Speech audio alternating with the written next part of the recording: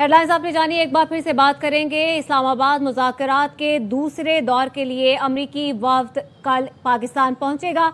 अमरीकी सदर Donald Trump ने इस बात की तस्दीक भी कर दी है। ट्रू सोशल पर लिखा है कि हमारे नुमाइंदे कल मुज़ाकरात के लिए इस्लामाबाद पहुंच रहे हैं। ईरान का आबनाए हुर्मुज़ बंद करने का फैसला मुज़हका खेज़ है। अमरीकी नाकाबंदी पहले ही ये रास्ता बंद कर चुकी है। ईरान को यौमिया $50 करोड़ का नुकसान हो रहा है। अमेरिका को इससे कोई फर्क नहीं पड़ता कि ईरान को मुनसिफाना और माकूल डील की पेशकश की है। डील से इनकार की सूरत में कोई नरमी नहीं करेंगे। ईरान जल्द और आसानी से घुटने टेक देगा। मुआहदा ना हुआ तो वो काम करेंगे जो गुज़श्ता 47 बरसों में कोई और अमरीकी सदर ना कर सका। अब ईरानी किलिंग मशीन को ख़त्म करने का वक्त आ गया है। ईरान ने गुज़श्ता रोज़ आबनाए हुर्मुज़ में जंगबंदी की खिलाफ वर्जी की। ईरान ने फ्रांसीसी और बरतानवी जहाज़ को गोलियों का निशाना भी बनाया। तो आपको बता रहे हैं कि ये अहम ट्वीट किया गया था अमरीकी सदर डोनाल्ड ट्रंप की जानिब से। एक तरफ उन्होंने इस बात की तस्दीक भी कर दी कि मुज़ाकरात के लिए उनका वक्त पहुंच रहा है, दूसरी जानिब उन्होंने ईरान को एक मरतबा फिर से वार्न किया है। उसके साथ ही साथ अमरीकी सदर डोनाल्ड ट्रंप ने ABC न्यूज़ से भी गुफ्तगू की है। उन्होंने कहा है कि JD वेंस ईरान अमरीका मुज़ाकरात के लिए पाकिस्तान नहीं जा रहे।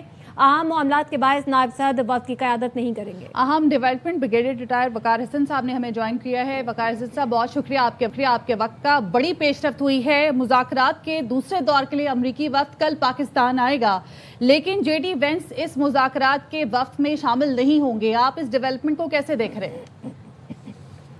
आई थिंक डेफिनेटली एक तो पॉजिटिव डेवलपमेंट है, बिकॉज वॉर टाइम डिप्लोमेसी में ये बड़ा नॉर्मल प्रोसेस है। क्योंकि ये ऑन ऑफ स्विच तो है नहीं कि आप ऑन करेंगे तो ऑन हो जाएंगी चीज़ें। इसके दौरान आपने देखा है कि रिटोरिक दोनों साइड से जारी है, और अगर लोगों को कन्फ्यूजन हो रही है तो उसकी दो रीजन है।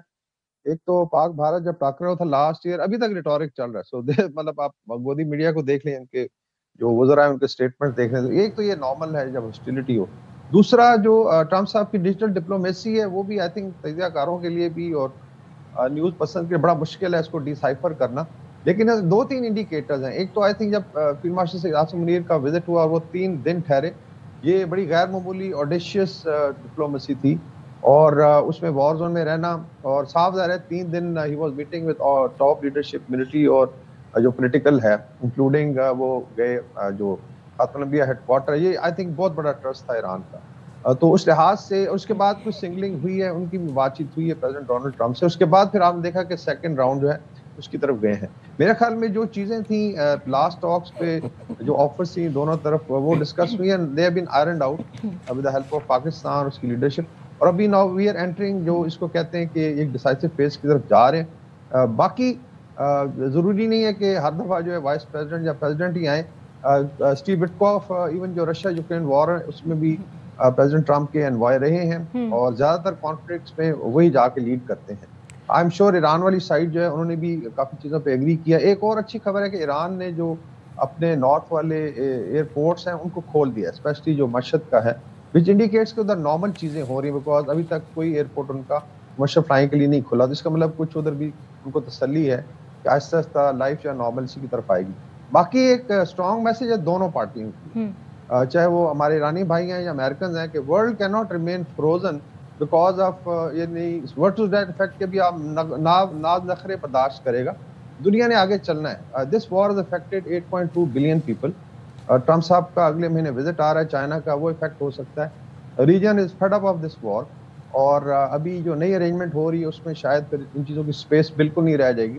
तो एडवाइज इज कि जी you should move to a decisive phase, चीज़ों को आगे बढ़ाया। मेरे ख्याल में ये होगा। वॉर टाइम देखें, 47 साल की दुश्मनी है, उसको इन दोनों पार्टियों को टेबल पे लाना सबसे बड़ी ये सक्सेस थी। पाकिस्तान ने अल्लाह का फजल है अपना पार्ट प्ले किया है, अंत तक मेहनत की है, पॉलिटिकल लीडरशिप ने भी और मिलिट्री लीडरशिप ने, और उम्मीद होनी चाहिए इंशाल्लाह चीज़ें बेहतरी की तरफ जाएंगी। अच्छा ब्रिगेडियर साहब, कुछ हकायक ऐसे होते हैं जिनको नज़रअंदाज नहीं किया जा सकता, जैसे कि स्टीव विटकॉफ और जेरेड कुशनर के बारे में ये कहा जाता है कि वो इसराइल झुकाव रखते हैं थोड़ा सा।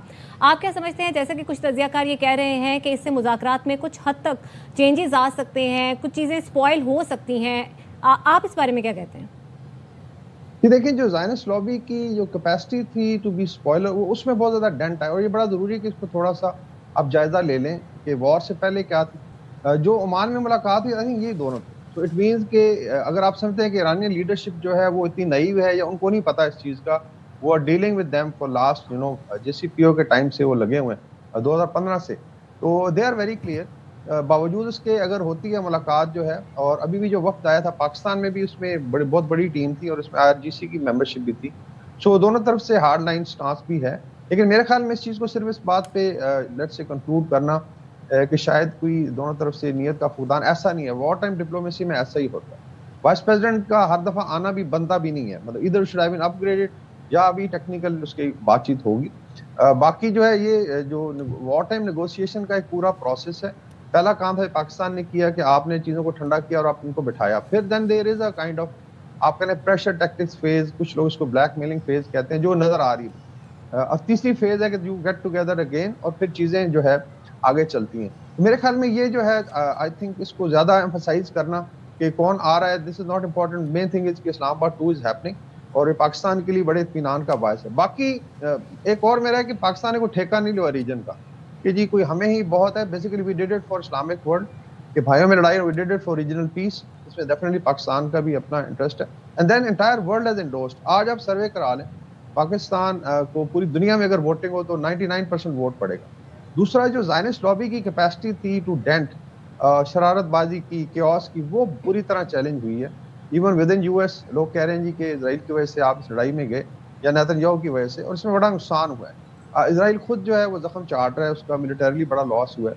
People are fed up with Netanyahu. تو یہ ریٹورک کی حد تک تو ٹھیک ہے کہ جی وہ یہ کر سکتے ہیں وہ کر سکتے ہیں, یہ امریکی کندہ ہی تھا جس کو استعمال کرتے رہے. آن دیئر اون کی کوئی کیپیسٹی نہیں ہے, اور انشاءاللہ آپ دیکھیں گے کہ چیزیں امن کی طرف جائیں گے. پورا ریجن ابھی یونائٹڈ ہے. ابھی جو نیا بلاک کہہ لیں یا فریم ورک ہے اسٹیپ کا, سعودی عربیہ, ترکیہ, ایجپٹ اور پاکستان, اس کی آئی تھنک پرسوں ہی میٹ ہوئی ہے سائڈ لائن پہ. ایک نیا اسٹرکچر انشاءاللہ بن رہا ہے جس میں شاید فورن انٹرفیئرنس کی گنجائش ہی نہیں رہے گی اور سارے مسائل ہم خود حل کر لیں گے. اچھا وقار صاحب, لیکن اب جو یہ مذاکرات ہونے جا رہے ہیں اس سے ہم کیا ایکسپیکٹ کریں؟ اب کیا مستقل حل ہوگا, جنگ بندی ہوگی, معاہدے میں کیا کیا نکتے ہوں گے جن پر دونوں طرف سے اتفاق کیا جائے گا؟ کیونکہ یورینیم انریچمنٹ کا معاملہ بھی اپنی جگہ ہے, اس پر بھی مختلف بیانات آتے ہیں امریکہ کی جانب سے بھی, ایران کی جانب سے بھی. آبنہ ہرمز کا معاملہ بھی اپنی جگہ موجود ہے. تو اب کیا ڈیڈ لاک کیا مزید ہو سکتا ہے یا پھر اب حل کی طرف جائے گا معاملہ؟ جس میں میری اپنی اسیسمنٹ ہے ناقص رائے کہ انشاءاللہ چیزیں بہتری کی طرف جائیں گی. اس لانگ ٹرم ہاسٹیلٹی کو کم کرنے میں ایک تو ٹائم لگتا ہے. ایون JCPO کو آپ دیکھیں پیسفل نیگوشیشن تھی, ٹک لائک 9 months, پھر اس کے بعد ٹرمپ صاحب نے آ کے اس کو سکٹل کر دیا. دوسرا کچھ چیزیں ڈفرنٹ ہیں دین آئی تھنک پاسٹ وارز. یہ ایسی لڑائی ہے جس نے 8,000 یا 2 ارب کی دنیا کے آبادی کو امپیکٹ کیا ہے. یہ ہمارے جو ہمسائے میں لوگ ہیں جو کیوس چاہتے تھے ان کی اپنی لائنیں لگی ہوئی ہیں گیس کی, بڑی بری حالت. ابھی ان کے ٹینکرز پہ آج اٹیک ہوا ہے. تو it's not I would say کہ یہ سرکس نہیں ہو رہا یا آپ کہیں کہ جی یہ کوئی شو چل رہا ہے جس کے اندر روزانہ ایک نئی سٹوری ہے. It's a very serious matter. پھر جو آئی تھنک سٹیکس تھے نیوکلیر وار تک چلے گئے, برنک مین شپ ہو رہی تھی, کلچرل ڈسٹرکشن کی بات ہو رہی تھی, وہاں سے اگر ہم کھینچ کے لائیں I think 40 then good enough. دونوں سائڈوں نے زور لگا لی اور ڈپلومیسی ہی اس کا حل نکالے گی. باقی ایک اور کامنٹ ہے جو ایران کا نیوکلیر پروگرام ہے, مجھے اپنا اس پہ ایک ویو ہے کہ یا تو آپ نیوکلیر پاور بن جاتے 40 سال انف ٹائم. اگر لیٹ سے you were very clear politically, جب ڈاؤٹ تھا تو اس پروگرام نے کوئی خاطر خواہ فائدہ نہیں دیا, اٹ ڈریو ہاسٹیلٹی اور خواہ مخواہ کا ایک ایشو کھڑا کیا.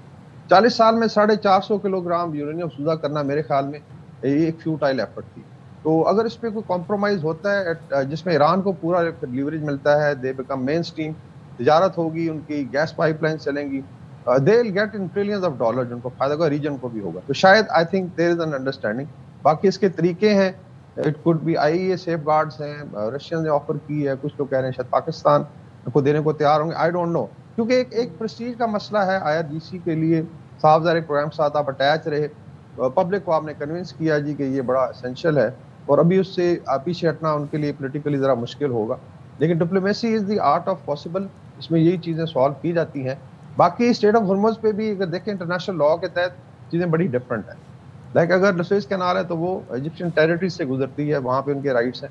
اس طرح بوسفورس ہے جہاں استنبول میں ترکی کے اندر سے گزرتا ہے, سو دے ہیو سم رائٹس, لیکن کافی فری پیسج ہے. تو ultimately I think Iran will have to be convince, کیونکہ اس میں ریجن کے باقی ملکوں کا بھی حق ہے صدرن سائڈ پہ. لیکن اگر وہ چاہتے ہیں کہ ان کے لاسز ہوئے اس کی کمپنسیشن ہو اور دوبارہ ایک پرماننٹ لیٹ سے حل ہو, پیس ہو, اٹیک نہیں کیا جائے گا, those things are more important. پھر اس طرح ٹرمپ صاحب کا وزٹ آ رہا ہے چائنا کا 13-14 مئی کو, جو स्कटल हो सकता है अगर ये प्रोलॉन्ग होता है, यही हफ्ता है, दे डोंट डिसाइड तो शायद वो विजिट ही ना हो। तो स्टेक्स आर वेरी हाई और मेरे ख्याल में entire world is fed up of this war और चीज़ें अभी बेहतरी की तरफ जानी चाहिए। बाकी हमेशा मैं कहता हूँ हमने कोई ठेका नहीं लिया हुआ कि हमने ही अमन कराना है। If they want to put the entire world on fire so let it be so, लेकिन मेरा ख्याल है ऐसा नहीं होगा।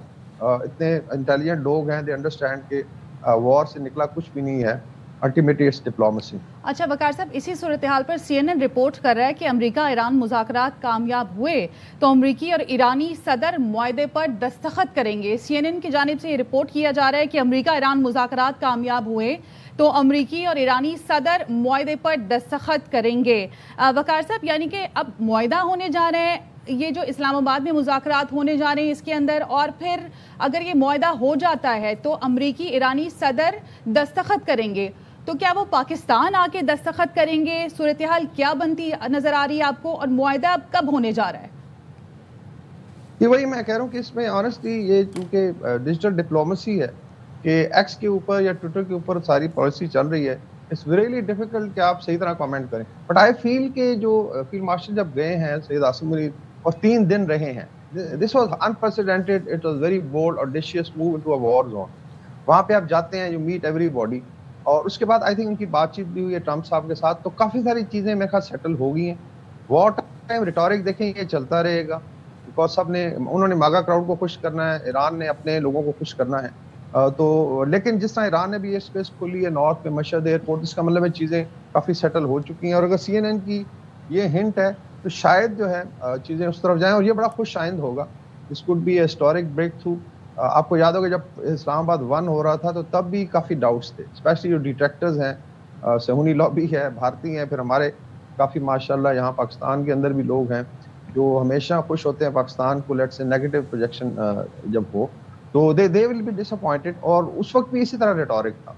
फिर जब शहबाज शरीफ ने साहब ने रोका एक ट्वीट के जरिए, $3 ट्रिलियन का तो फायदा हो ग्लोबल मार्केट को। तो आई थिंक अगर इस तरीके से चीज़ें आगे चलती हैं, we may find it true, but क्योंकि CNN की अभी रिपोर्ट आई है उस पर आप कह लें कि एक सॉलिड कमेंट देना ज़रा मुश्किल है, लेकिन मेरे ख्याल में चीज़ें जो है फेज वाइज उस तरफ जानी चाहिए।